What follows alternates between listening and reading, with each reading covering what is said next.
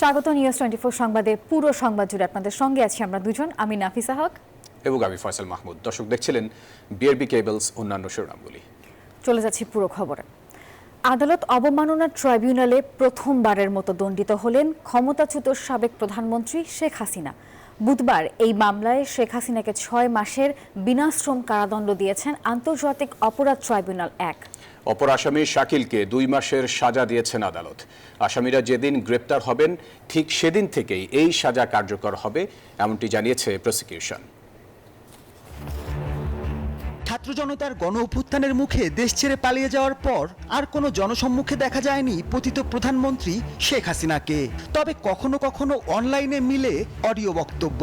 গাইবান্ধার সাবেক ছাত্রলীগ নেতার সঙ্গে কথোপকথনে 227 জনকে হত্যার লাইসেন্স পাওয়ার কথা বলেন শেখ হাসিনা।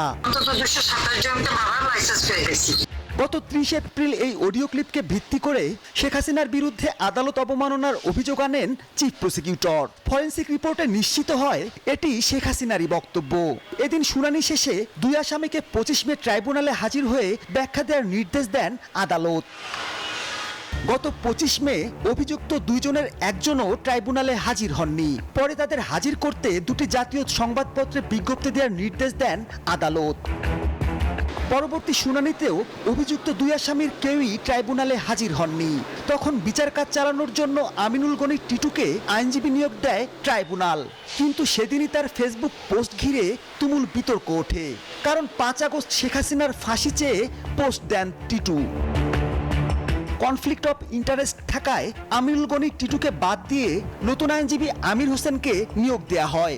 সেই সঙ্গে বিচারপতি গোলাম মর্তুজা মজুমদারের নেতৃত্বাধীন 3 সদস্যের ট্রাইব্যুনাল জ্যেষ্ঠ আইনজীবী এওয়াই মশিউজ্জামানকে অ্যামিকাস কিউরি হিসেবে নিয়োগ দেন। বুধবার শুনানি শেষে শেখ হাসিনাকে 6 মাসের ও অপর আসামিকে 2 মাসের কারাদণ্ড দেন আন্তর্জাতিক অপরাধ ট্রাইব্যুনাল 1। আসামি শেখ হাসিনাকে 6 মাসের বিনাশ্রম কারাদণ্ড এবং আসামি শাকিল আকন্দ বুলবুলকে 2 মাসের বিনাশ্রম কারাদণ্ডে দণ্ডিত করেছেন। শেখ হাসিনার এই ফোনালাপ চলমান জুলাই বিপ্লবের বাদী, সাক্ষ্য, প্রসিকিউশন ও ট্রাইব্যুনালের নিরাপত্তাকে হুমকির মুখে ফেলে জানান চিফ প্রসিকিউটর। বাংলাদেশে তার বিরুদ্ধে দায়েরকৃত মামলার বাদী, সাক্ষী এবং তদন্তকারী কর্মকর্তা সহ যারাই বিচার প্রক্রিয়ার সাথে জড়িত তাদেরকে হত্যা করা, বাড়িঘর জ্বালিয়ে দেওয়া এবং নানানভাবে তাদেরকে থ্রেটেন করেছেন। যদিও শেখ হাসিনার স্টেট ডিফেন্স বলছে তার মক্কেল ন্যায় বিচার পাননি। সন্তুষ্ট না, বিস্তারিত বুঝে তারপরে পরবর্তীতে কি করব সেটা পরের সিদ্ধান্ত বিবেচনা। আসামিরা যেদিন গ্রেপ্তার হবেন সেদিন থেকেই এই সাজা কার্যকর হবে জানিয়েছে প্রসিকিউশন। মাহমুদুল হাসান, নিউজ 24, ঢাকা। ছাত্র জনতার আন্দোলনের সময় আশুলিয়ায় 6 তরুণকে হত্যা এবং লাশ পোড়ানোর ঘটনায় 16 জনের বিরুদ্ধে ফর্মাল চার্জ আমলে নিয়েছেন ট্রাইব্যুনাল। বুধবার আন্তর্জাতিক অপরাধ ট্রাইব্যুনাল 2 এই প্রসিকিউশনের আবেদনের শুনানি শেষে আদেশ দেন। প্রসিকিউশনের পক্ষে শুনানি করেন প্রসিকিউটর মিজানুল ইসলাম এবং গাজী MH তামিম। এছাড়া পলাতক 8 আসামির বিরুদ্ধে গ্রেপ্তারি পরোয়ানা জারির নির্দেশ দিয়েছেন আদালত। বাকি 8 জন সাবেক এমপি সাইফুল ইসলাম, সাবেক ডিআইজি নুরুল ইসলাম সহ বাকি 8 জনের বিরুদ্ধে আন্তর্জাতিক অপরাধ ট্রাইব্যুনাল 2 গ্রেফতারি পরোয়ানা জারি করেছেন। আগামী 13ই জুলাই 2025 তারিখ এই মামলার পরবর্তী তারিখ নির্ধারণ করা হয়েছে। ইন্সপেক্টর জেনারেল অফ পুলিশকে আদেশ করা হয়েছে তিনি যেন এই তারিখের আগেই তাদেরকে গ্রেফতার করে ট্রাইব্যুনালে হাজির করা হয়। জনগণের স্বার্থ ও গণতন্ত্রকে মজবুত করতে বিএনপি অনেক ছাড় দিয়েছে এবং ভবিষ্যতেও ছাড় দেবে বলে জানিয়েছেন দলটির ভারপ্রাপ্ত চেয়ারম্যান তারেক রহমান। বুধবার পটুয়াখালী জেলা বিএনপির সম্মেলনে ভার্চুয়ালি যুক্ত হয়ে এসব কথা বলেন তিনি। একই সঙ্গে দলকে ক্ষতিগ্রস্ত করলে কাউকে প্রশ্রয় দেয়া হবে না বলেও সতর্ক করেন তারেক রহমান। এছাড়া খুব শিগগিরই দেশে ফেরার আশা প্রকাশ করেছেন তিনি। দীর্ঘদিন পর পটুয়াখালী জেলা বিএনপির সম্মেলন ও কাউন্সিল, নেতাকর্মীদের এই মিলন মেলায় তাই নির্বাচনী উচ্ছ্বাস। সম্মেলনে প্রধান অতিথি দলের ভারপ্রাপ্ত চেয়ারম্যান তারেক রহমান। ভার্চুয়ালি যুক্ত হয়ে নির্দেশনামূলক বক্তব্য দেন তিনি। বলেন, রাষ্ট্রের পাশাপাশি দলের মধ্যেও গণতন্ত্রের চর্চা অব্যাহত রাখতে চায় বিএনপি। একই সঙ্গে ছোট দলগুলোর মতামতকে গুরুত্ব দিতে একসাথে কাজ করার আহ্বান জানান তিনি। গণতন্ত্র মানেই বিভিন্ন রকম মত পার্থক্য থাকতেই পারে। মত পার্থক্য থাকবে, কিন্তু আমি যেহেতু বড়, স্বাভাবিকভাবেই অন্য যারা আছে, যারা আমাদের সমান নয়, অবশ্যই তাদের মতামতকে, হতে পারে তারা আমাদের সাথে কোনো বিষয়ে একমত নয়, হতে পারে আমরা তাদের সাথে কোনো বিষয়ে একমত নই, কিন্তু তারপরেও তাদের মতামতকে আমাদের সম্মান দিতে হবে, তারপরেও তাদের মতামতকে আমাদের শুনতে হবে, তারপরেও সকলের সাথে আমাদেরকে বসতে হবে, আলোচনা করতে হবে, সকলের সাথে বসতে হবে, আলোচনা করতে হবে, আলোচনার মাধ্যমেই সমস্যার সমাধান করতে হবে। জনগণের স্বার্থ ও গণতন্ত্রকে মজবুত করতে সংস্কার প্রশ্নে বিএনপি অনেক ছাড় দিয়েছে বলেও জানান তিনি। বিএনপি অনেক বিষয়ে অনেক ছাড় দিয়েছে। কারণ নেতৃবৃন্দ, আমরা অনেক বিষয়ে অনেক ছাড় কেন দিয়েছি? কারণ আমরা মনে করি যে ঠিক আছে, আমরা দৃঢ়ভাবে বিশ্বাস করি বাংলাদেশের অধিকাংশ মানুষ, অধিকাংশ জনগণ, ওই যে 12,50,00,000 যে কাউন্সিলরের কথা বলেছি, সেই কাউন্সিলরদের অধিকাংশ কাউন্সিলর আমাদের পক্ষে ইনশাল্লাহ থাকবেন, আমাদের পক্ষে ইনশাল্লাহ তারা রায় দিবেন। এটি হচ্ছে আমাদের সবচেয়ে বড় শক্তি। এবং যেহেতু এই 12,50,00,000 কাউন্সিলরের অধিকাংশ আমাদের পক্ষে আছেন, সেজন্য আমরা যদি কিছু ছাড় দেই তাতে কিচ্ছু আসে যায় না, বরং তাহলে যেটি হবে, অন্যরা কনফিডেন্স পাবে যে ঠিক আছে, বিএনপি ছাড় দিয়েছে, বিএনপি ছাড় দিচ্ছে। আমরা মেনে নিয়েছি, কিছু কিছু জিনিসের সাথে আমরা একমত নয়, তারপরেও আমরা গণতন্ত্রের ভিত্তি যাতে রচিত হয়, গণতন্ত্রের ভিত্তি যাতে শক্তিশালী হয়, দেশ যাতে গণতন্ত্রের দিকে এগিয়ে যেতে পারে, দেশের মানুষ যাতে তাদের গণতান্ত্রিক অধিকার চর্চা আবার শুরু করতে পারে, তার জন্য আমরা ছাড় দিয়েছি। দলকে ক্ষতিগ্রস্ত করে কেউ প্রশ্রয় পাবে না বলে সতর্ক করেন তারেক রহমান। সবসময় জনগণের পাশে থাকতে নেতাকর্মীদের তাগিদ দেন তিনি। শহীদ জিয়ার একজন সৈনিক হিসেবে, দেশের দি খালেদা জিয়ার একজন সৈনিক হিসেবে আমরা এমন কোনো কাজ করব না যেই কাজে মাধ্যমে মানুষ আমাদের উপরে বিরক্ত হবে। মানুষের জানমালের নিরাপত্তা নিশ্চিত করতে প্রশাসনকেও সহযোগিতা করার নির্দেশ দেন বিএনপির ভারপ্রাপ্ত চেয়ারম্যান। সমস্যা যদি না থাকে। মারুফা রহমান, নিউজ 24। ছাত্রলীগ কর্মীকে পুলিশের হাতে তুলে দেয়াকে কেন্দ্র করে বৈষম্য বিরোধী ছাত্রদের সঙ্গে পুলিশের সংঘর্ষে হঠাৎই রণক্ষেত্র চট্টগ্রাম। থানায় ঢুকে নেতাকর্মীদের তাণ্ডব ধরা পড়ে সিসিটিভির ক্যামেরায়। আর এরপর দিনভর থানা ঘেরাও, অবরোধ সহ নানান কর্মসূচিতে বন্দরনগরীতে তৈরি হয় অচলাবস্থা। আর পটিয়ায় ঢাকা কক্সবাজার মহাসড়ক অবরোধ করায় 6 ঘন্টা বন্ধ ছিল যান চলাচল। চরম দুর্ভোগ পোহাতে হয়েছে যাত্রীদের। পটিয়া থানা সিসিটিভিতে ধরা পড়েছে বৈষম্য বিরোধী শিক্ষার্থীরা কিভাবে থানায় ঢুকে বা বাইরে নৈরাজ্য ভাঙচুর চালানোর দৃশ্য। মঙ্গলবার রাতে ছাত্রলীগের এক কর্মীকে ধরে থানায় নিয়ে গ্রেপ্তার করার দাবি জানালে পুলিশ খুঁজে দেখে তার বিরুদ্ধে কোনো মামলা নেই। এই বিষয় নিয়ে পুলিশের উপর চড়াও হয় বৈষম্য বিরোধীরা। পরে পুলিশ তাদেরকে থানা থেকে সরানোর চেষ্টা করলে শুরু হয় পুলিশের সাথে সংঘর্ষ। বুধবার সকালেও থানা ঘেরাও করে বিক্ষোভ শুরু করে ওসি প্রত্যাহারের দাবি তুলে আন্দোলনকারীরা। সকালবেলা আবারও এক দফায় আমাদের ছাত্রদের উপর হামলা করা হয়েছে। তো এটা স্পষ্ট যে আসলে ওসি আমাদের বিরোধিতা করার একটা পয়তারা করছে। যতক্ষণ পর্যন্ত না পটিয়া থানার ওসিকে প্রত্যাহার করা হচ্ছে না, ততক্ষণ পর্যন্ত আমাদের এই ব্লকেট কর্মসূচি অব্যাহত থাকবে। এইদিকে যান চলাচল বন্ধ হয়ে যাওয়ায় দুর্ভোগে পড়েছে যাত্রী কিংবা চালকরা। আমাদের কষ্ট হয়ে যাচ্ছে, গ্যাসের জন্য যাচ্ছি না, এখন গাড়ির মধ্যে বসে রাখছে, ওদের কষ্ট হচ্ছে অনেক। অন্যদিকে পুলিশ বলছে এই ঘটনার তদন্ত চলছে। নয়ন বড়ুয়া জয়, নিউজ 24, চট্টগ্রাম। এদেশে মাফিয়াতন্ত্র ও ভারতের দালালির দিন একেবারেই শেষ। একই সঙ্গে সীমান্তে আরেকটি হত্যাও মেনে নেওয়া হবে না বলে জানিয়েছেন জাতীয় নাগরিক পার্টি এনসিপির আহ্বায়ক নাহিদ।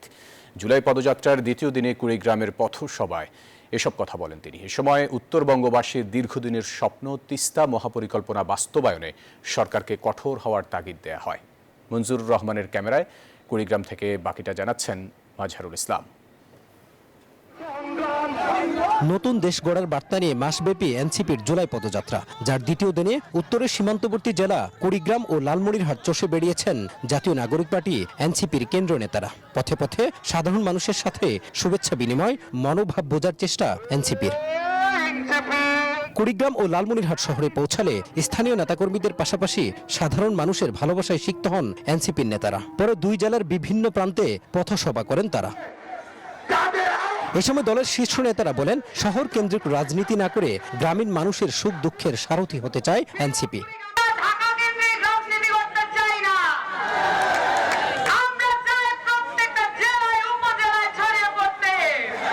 করে, দখলদারিত্ব করে, ক্ষমতার অপব্যবহার করে, মামলা বাণিজ্য করে, লুটপাট করে, নেতা না হয়। পথসভা থেকে ভারতীয় দালালদের প্রতি হুঁশিয়ারি দিয়ে এনসিপির আহ্বায়ক বলেন, আর মাফিয়াতন্ত্র মেনে নেবে না এদেশের মানুষ। ভারতের দালালির দিন শেষ, গোলামির দিন শেষ। এবার আগামীর বাংলাদেশ আমাদের স্বাধীনতার দেশ, আমাদের মর্যাদার বাংলাদেশ। আমরা আর মেনে নিব না। গত 50 বছর আমরা মেনে নিয়েছি, আমরা সীমান্তে আর একটি কাণ্ড মেনে নেব না। এই সময় আগামী 3রা আগস্ট কেন্দ্রীয় শহীদ মিনারে জড়ো হতে উত্তরের বাসিন্দাদের প্রতি আহ্বান জানান। জুলাই পদযাত্রার দ্বিতীয় দিনে উত্তরবঙ্গের সীমান্তবর্তী দুই জেলা কুড়িগ্রাম ও লালমনিরহাটের সাধারণ মানুষের কথা শুনেছেন এনসিপির নেতারা, আর নিজেদের বক্তব্যে তুলে ধরেছেন জুলাই অভ্যুত্থানে উত্তরের জনপদের অবদানের কথা। লালমনিরহাট থেকে মাজহারুল ইসলাম, নিউজ 24। দর্শক, এনসিপির পদযাত্রার সঙ্গে আছেন আমাদের সহকর্মী মাজহারুল ইসলাম। আরও খবর জানাতে যুক্ত হবেন তিনি আমাদের সঙ্গে। মাজহার, নিশ্চয়ই আপনি আমাকে শুনতে পাচ্ছেন, জানাবেন এখন কোথায় আছেন আপনারা, এনসিপি নেতাকর্মীদের ভাষ্য কি এবং কেমন পরিস্থিতি দেখছেন সেখানে? এই মুহূর্তে আমরা আছি লালমনিরহাট জেলায়। আজকে সকালে রংপুর থেকে পদযাত্রার দ্বিতীয় দিন শুরু হলেও বিভিন্ন প্রান্তরে পথসভা করে এবং লালমনিরহাটে এই মুহূর্তে তারা আছেন। লালমনিরহাটের যে একেবারে মূল পয়েন্ট, সেই মূল পয়েন্টে শীর্ষ নেতারা বক্তব্য রাখছেন। আজকে এই বক্তব্যে সারাদিন ব্যাপী কিছু পয়েন্ট আমি যদি আপনাকে বলতেছি, সেটি হচ্ছে, আপনি জানেন যে চট্টগ্রামে বৈষম্য বিরোধী ছাত্র আন্দোলনের সাথে পুলিশ, অর্থাৎ থানার, পটিয়া থানার পুলিশের সাথে যে গণ্ডগোল হচ্ছে, সেই বিষয়টি নেতাদের বক্তব্যে উঠে এসেছে। তারা বলেছেন যে পুলিশ যদি তাদের মনোভাব পরিবর্তন না করে, যদি এখনো পর্যন্ত আগে যে একটা নির্দিষ্ট দলের সমর্থক ছিল সেরকম আচরণ করে, হাসনাত আব্দুল্লাহ কিন্তু একটা হুঁশিয়ারি দিয়েছেন, তাহলে আবারও তারা রাজপথে নামতে বাধ্য হবেন। এবং দলটির যেহেতু এই দুটি হচ্ছে সীমান্তবর্তী জেলা, প্রায় এখানে বিএসএফের গুলিতে এই অঞ্চলের মানুষ নিহত হয়, এই বিষয়টি উঠে এসেছে নাহিদ ইসলামের বক্তব্য। তিনি বলেছেন, এদেশে আর মাফিয়াতন্ত্র মেনে নেওয়া হবে না, দালালের দিন শেষ, এবং একই সাথে ভারতের আধিপত্য বাংলাদেশে কেউ মেনে নেবে না। এবং তিনি বলেছেন, অচিরেই যেন সীমান্তে হত্যা বন্ধ করা হয়, কারণ প্রায় যেহেতু উত্তরের জনপদগুলোতে সীমান্ত হত্যা হয়, সরকারকে এই বিষয়ে কঠোর হওয়ার এবং ভারতের সাথে নেগোসিয়েশন করে এই সীমান্ত হত্যা বন্ধের কথা তারা বলেছেন। একই সাথে দলটির মুখ্য সমন্বয়ক নাসিরউদ্দিন পাটোয়ারি তিনি বলেছেন যে ভারতে পালিয়ে যাওয়া বাংলাদেশের সাবেক প্রধানমন্ত্রী শেখ হাসিনা, যেহেতু তিনি সেখানে বসে বাংলাদেশের বিরুদ্ধে ষড়যন্ত্র করছেন, তাকে যেন বাংলাদেশে ফিরে নিয়ে এসে জনগণের মুখোমুখি করা হয় এবং একই সাথে বিচারের মুখোমুখি করা হয়। এবং তারা যে বার্তা নিয়ে বিভিন্ন জেলায় যে জনসমর্থনের আদায়ের জন্য কাজ করছেন, সেখানে তারা অভূতপূর্ণ সাড়া পাচ্ছেন বলে তাদের ভাষায় তারা বলছেন। এবং তারা বলছেন, নতুন বাংলাদেশ বিনির্মাণে তাদের যে প্রচেষ্টা, তাদের যে স্বপ্ন এবং সাধারণ মানুষের কাছে এসে তারা যেভাবে বক্তব্য শুনছেন, যদি তারা ক্ষমতায় সেগুলো বাস্তবায়ন করবেন। দিন শেষে একটি কথা বারবার উঠে এসেছে, জুলাইয়ের ঘোষণাপত্র সফল না হওয়া পর্যন্ত এবং জুলাইয়ের ঘোষণাপত্রর ফলাফল না নিয়ে তারা ঘরে ফিরে যাবেন না। এবং 3 আগস্ট যদি এর আগে যদি সরকার জুলাই ঘোষণাপত্র না দেয়, 3 আগস্ট তারা নিজেরাই ঘোষণাপত্র দিবেন, সেটারও কিন্তু তারা তাদের বক্তব্য আমরা দেখছি। সেখানে তারা বলছেন, সারা দেশ থেকে মানুষ যেন 3 আগস্ট জাতীয় শহীদ মিনারে উপস্থিত হয়, সেখানেও সেই প্রচারণা তারা চালাচ্ছেন। নাফিসা, লালমনিরহাট থেকে এই ছিল জুলাইয়ের জাতীয় নাগরিক পার্টি এনসিপির যে পদযাত্রা, সে সম্পর্কিত আমার কাছে সর্বশেষ তথ্য। সংবিধানের তত্ত্বাবধায়ক সরকার ব্যবস্থা পুনঃপ্রবর্তন করতে একমত সব রাজনৈতিক দল, তবে প্রধান উপদেষ্টা নিয়োগ এবং এই সরকারের কাঠামো নিয়ে ঐক্যমত্যে পৌঁছাতে পারেনি দলগুলো। এ সময় জামায়াতের নায়েবে আমির জানান, কিছুটা ছাড় দিয়ে হলেও জুলাই সনদ চায় তার দল। আর গণতন্ত্রের স্বার্থে বিএনপি অনেক ছাড় দিলেও অপপ্রচার চলছে বলে অভিযোগ করেন দলটির স্থায়ী কমিটির সদস্য সালাউদ্দিন আহমেদ। রাজধানীর ফরেন সার্ভিস একাডেমিতে রাজনৈতিক দলগুলোর সঙ্গে জাতীয় ঐকমত্য কমিশনের দ্বিতীয় ধাপের 8ম দিনের বৈঠক। আলোচনায় স্থান পায় সংসদীয় আসনের সীমানা নির্ধারণ, তত্ত্বাবধায়ক সরকার ও রাষ্ট্রপতির ক্ষমা প্রদর্শন। অংশ নেয় বিএনপি, জামায়াত, এনসিপি সহ 30টি রাজনৈতিক দল। বৈঠকের প্রথম পর্বে আগামী সংসদ নির্বাচনের সীমানা নির্ধারণে একটি বিশেষ কমিটি গঠনে একমত হয় দলগুলো। দ্বিতীয় পর্বে সংবিধানে তত্ত্বাবধায়ক সরকার ফিরিয়ে আনতে একমত হন সবাই। তবে এই সরকারের কাঠামো ও প্রধান উপদেষ্টা নিয়োগে ঐকমত্য হয়নি। আমরা দীর্ঘদিন যাবৎ এই তত্ত্বাবধায়ক সরকার ব্যবস্থা পুনঃপ্রতিষ্ঠার জন্য সকলে সংগ্রাম করেছি। প্রত্যেকের বিভিন্ন রকম ধারণা আছে, কিন্তু আজকের আলোচনার মধ্যে দিয়ে আমরা অনেক বিষয়ে কাছাকাছি এসেছি এবং রাজনৈতিক দলগুলো কাছাকাছি এসেছেন, পরস্পরকে বুঝেছেন, যেটা আমরা মনে করি আগামীতে খুব স্বল্প সময়ের মধ্যে আমরা এর কাঠামোগত দিক, প্রধান উপদেষ্টা নিয়োগের প্রক্রিয়া, এর মেয়াদ এবং অন্যান্য বিষয়ে আমরা একটা ঐকমত্যের জায়গায় যেতে পারব। জামায়াতের নায়েবে আমির সৈয়দ আব্দুল্লাহ মোহাম্মদ তাহের জানান, কিছুটা ছাড় দিয়ে হলেও এ মাসেই জুলাই সনদ চায় তার দল। যে পরিবর্তনটা, যে জীবনটা, যে রক্তটা আমরা দিয়েছি, এটা যদি কিছুই না হয়, ব্যাক টু দি ফ্যাভিলিয়ন যদি হয়ে যায়, তাহলে তো এই স্যাক্রিফাইসের একেবারে অর্থই নেই। বিএনপির স্থায়ী কমিটির সদস্য সালাউদ্দিন আহমেদ বলেন, সংস্কার প্রক্রিয়াকে এগিয়ে নিতে অনেক বিষয়ে ছাড় দিয়েছে বিএনপি, তারপরও বিএনপির বিরুদ্ধে চলছে পরিকল্পিত অপপ্রচার। যেহেতু প্রধানমন্ত্রীর মেয়াদের ক্ষেত্রে এখানে একটা প্রস্তাব এসছে, আমরাই নিজস্ব উদ্যোগে বলেছি যে কত মেয়াদ এবং কতবার এই বিতর্কে না যেয়ে আমরা বলেছি যে বৎসরের মধ্যে আসেন, যে একটা প্রস্তাব আসা যায় কিনা যে একজন ব্যক্তি তার জীবদ্দশায় সর্বোচ্চ কত বছরের জন্য প্রধানমন্ত্রীত্বে বহাল থাকতে পারবেন। সেই বিষয়ে আমরা আমাদের দল থেকে আলোচনা করে এই প্রস্তাবের ভিত্তিতে আমরা পরে এটা অনুমোদন করিয়েছি। বৈঠকের শুরুতে ঐকমত্য কমিশনের সহসভাপতি অধ্যাপক আলী রিয়াজ বলেন, রাজনৈতিক দলগুলো আন্তরিক থাকলে এ মাসের মাঝামাঝি জুলাই সনদ সম্ভব। সাইফুল ইসলাম, নিউজ 24, ঢাকা। ফেসবুকে অন্তর্বর্তী সরকার প্রধান উপদেষ্টা নিয়ে বিতর্কিত স্ট্যাটাস দেয় লালমনিরহাট জেলা প্রশাসক কার্যালয়ের সাবেক সহকারী কমিশনার তাপসী তাবাসসুম মুর্মিকে সরকারি চাকুরি থেকে বরখাস্ত করা হয়েছে। বুধবার জনপ্রশাসন মন্ত্রণালয় থেকে জারি করা এক প্রজ্ঞাপনে তাকে চাকরিচ্যুত করা হয়। প্রজ্ঞাপনে জানানো হয়, বিভাগীয় মামলায় তার বিরুদ্ধে আনা অসদাচরণের অভিযোগ প্রমাণিত হওয়ায় তাকে চাকুরি হতে বরখাস্তকরণ, গুরুদণ্ড প্রদান করা হয়েছে।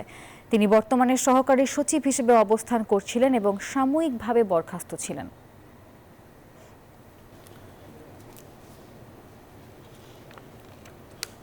ইভিএম কিনে রাষ্ট্রের ৩,০০০ কোটি টাকার বেশি নষ্টের অভিযোগে ইসির ৩ কর্মকর্তাকে জিজ্ঞাসাবাদ করেছে দুদক। এদিকে নির্বাচনে অনিয়মের অভিযোগে শেরেবাংলা নগর থানার মামলায় শুনানি শেষে সাবেক সিইসি নুরুল হুদার জামিন নামঞ্জুর করেছেন আদালত। ২০১৮ সালের একাদশ জাতীয় নির্বাচনের আগে ১.৫ লাখের বেশি ইলেকট্রনিক ভোটিং মেশিন বা ইভিএম কেনে নির্বাচন কমিশন। পরবর্তীতে রাতের ভোটের আখ্যা পাওয়া সেই নির্বাচনে নিরঙ্কুশ জয়লাভ করে আওয়ামী লীগ। সাবেক প্রধান নির্বাচন কমিশন KM নুরুল হুদার সময় ৩,৮২৫ কোটি ২৪ লাখ টাকা ব্যয়ে কেনা সেসব ইভিএমের মান নিয়ে তখনই প্রশ্ন ওঠে। গেল জানুয়ারিতে ইসিতে দুদকের অভিযানে পুরো গোমর ফাঁস হয়। দেখা যায় অধিকাংশ মেশিন নিম্নমানের ও অকার্যকর। হদিস মেলেনি অন্তত ১৬০০ ইভিএমের।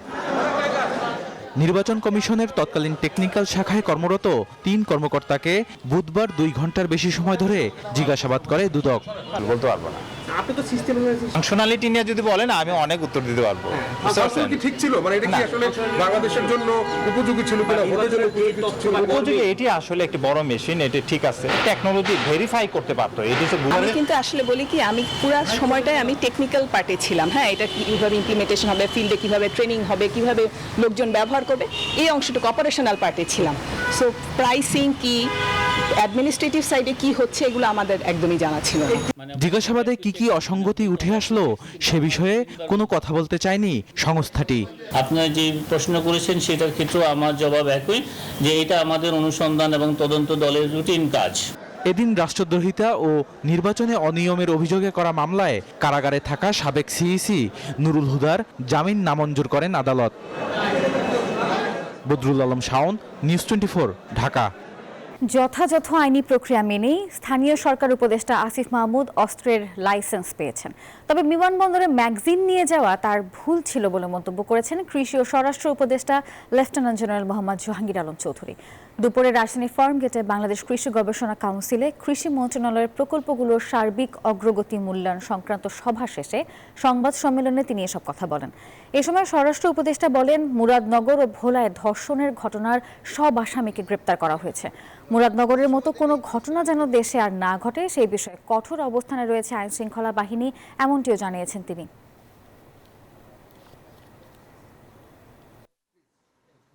দেশের বিভিন্ন রাজনৈতিক দলের বিরোধিতার পরও চট্টগ্রাম বন্দরের নিউ মোরিং কন্টেইনার টার্মিনালের ব্যবস্থাপনার দায়িত্ব দুবাই ভিত্তিক আমেরিকান কোম্পানি ডিপি ওয়ার্ল্ডকেই দিতে যাচ্ছে সরকার। সচিবালয়ের নৌ মন্ত্রণালয়ের উপদেষ্টা ব্রিগেডিয়ার সাখাওয়াত হোসেন জানান, এর আগে আগামী 6 মাস নৌবাহিনী পরিচালনা করবে এই টার্মিনাল। আর এদিকে দীর্ঘমেয়াদে এনসিটির দায়িত্ব বিদেশি প্রতিষ্ঠানকে দেয়া হলে তা মেনে নেওয়া হবে না বলে জানিয়েছে বন্দরের কয়েকটি অ্যাসোসিয়েশন। চট্টগ্রাম বন্দরের নিউ মোরিং কন্টেইনার টার্মিনালের ব্যবস্থাপনার দায়িত্ব বিদেশি কোনো প্রতিষ্ঠানকে দেওয়া হবে এমন সিদ্ধান্তের বিরোধিতা করে আসছে বিভিন্ন সামাজিক ও রাজনৈতিক সংগঠন। তা উপেক্ষা করেই এনসিটির ব্যবস্থাপনার দায়িত্ব দুবাই ভিত্তিক আমেরিকান কোম্পানি ডিপি ওয়ার্ল্ডকেই দিতে যাচ্ছে সরকার। টার্মিনালটি পরিচালনায় থাকা সাইফ পাওয়ারটেকের সাথে সরকারের চুক্তি শেষ হবে 7 জুলাই। এরপর আগামী 6 মাস বন্দর পরিচালনা করবে নৌবাহিনী। তারপর দীর্ঘমেয়াদে দায়িত্ব দেওয়া হবে ডিপি ওয়ার্ল্ডকে। বুধবার সচিবালয় এমন তথ্য জানান নৌ উপদেষ্টা ব্রিগেডিয়ার সাখাওয়াত হোসেন। বন্দর চেয়ারম্যান জানান, এই প্রতিষ্ঠানকে দেয়া হলে বন্দরের সক্ষমতা বাড়বে। যদি বাইরের লোক ইন্টারন্যাশনালি আসতে চায়, সে যদি ইনভেস্ট করতে চায়, তাহলে কি আমি তাকে দিতে পারবো না? এটা কি পোর্ট দিয়ে দেওয়া হয়েছে? পোর্টে তো পোর্ট অথরিটি পোর্টের কাছে আছে, এটা হচ্ছে অপারেশন। আমি যেমন নেভিকে দিলাম আজকে অপারেশন, কালকে নেভি না থাকলে আরেকজনকে দিতে হবে। ডিপি ওয়ার্ল্ডের সাথে আমাদের গভর্নমেন্টের একটা G2G, মানে দুই দেশের মধ্যে একটা কন্ট্রাক্ট আগে থেকে আছে। আমরা যখন ওনাদের সাথে কন্ট্রাক্টে যাব, তখন ওনারা আমাদেরকে আপফ্রন্ট মানি বলে বা সাইনিং মানি, এটা একটা বড় ধরনের একটা অ্যামাউন্ট আমাদের কাছে আসবে ফরেন কারেন্সি। দেশের ক্ষতি হবে এমন কোনো চুক্তি সরকার করবে না বলে জানান ব্রিগেডিয়ার সাখাওয়াত। আমার যদি বলা হচ্ছে পোর্ট নিয়ে যাবে, বিদেশিরা আসতেছে, এটা আমার মনে হয় হয়তো কোনো স্বার্থ আছে লোকজনের, যে এরা আসলে আবার ওই স্বার্থ পুরো হবে না। আমরা স্টাডি না করে, না বুঝে, না শুনে কোনো কাজ করতে যাচ্ছে না।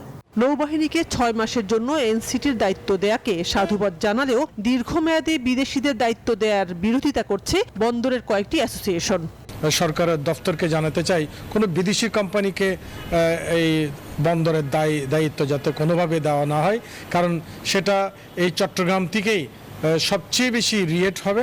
আমরা চাচ্ছি যে বন্দর কর্তৃপক্ষ তাদের নিজস্ব ব্যবস্থাপনায় এবং নিজস্ব জনবলগুলোকে সঠিকভাবে পরিচালিত করে যেন বন্দর পরিচালনা করে।